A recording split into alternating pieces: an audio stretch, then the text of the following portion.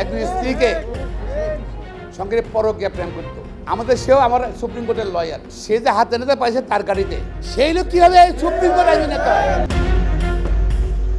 ৬ এবং ৭ March supreme court আইনজীবী সমিতির নির্বাচন। সভাপতি পদে নির্বাচিত হতে মরিয়া ছিলেন ৭ বারের আইনজীবী সমিতির সম্পাদক এবং ২ বারের কার্যনির্বাহী কমিটির সদস্য বিএনপির কেন্দ্রীয় যুগ্ম মহাসচিব ব্যারিস্টার মাহবুব উদ্দিন খোকন। ভোট গণনার সময় মাহবুব উদ্দিনের উপস্থিতি স্পষ্ট করেছে প্রথমবার সভাপতি পদের জন্য তার আগ্রহ। নানা জটিলতা শেষে সুপ্রিম কোর্ট আইনজীবী সমিতির নির্বাচনের ফলাফল আসে ৩ দিন পর ১০ মার্চ। সভাপতি পদে মাহবুব উদ্দিন খোকন সহ কার্যনির্বাহী কমিটির সদস্য হিসেবে জয়ী হন ৪ জন। তবে এবার শুরু দলীয় নাটক।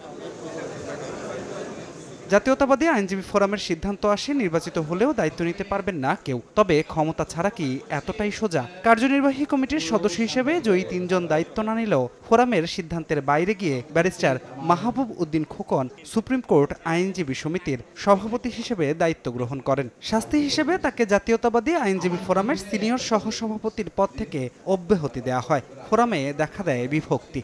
আগের সংগঠন বিলুপ্ত করতে হবে।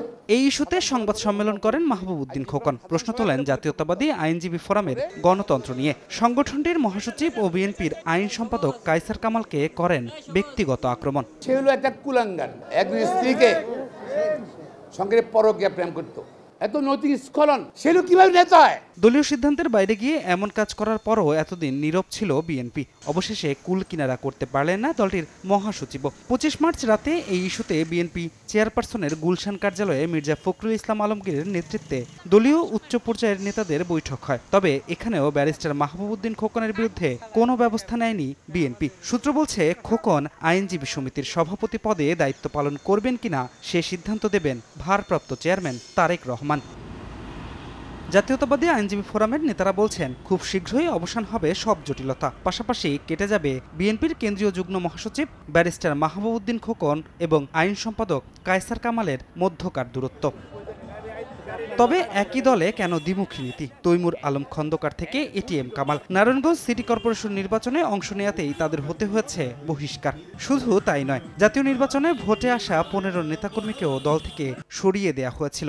সবশেষ উপজেলা নির্বাচনে অংশ নেয়ায় একসঙ্গে ৭৩ নেতাকর্মীকে বহিষ্কার করেছে বিএনপি। তবে কি তৃণমূলের নেতাদের নিয়ে ছেলে খেলায় মেতেছে দলটি?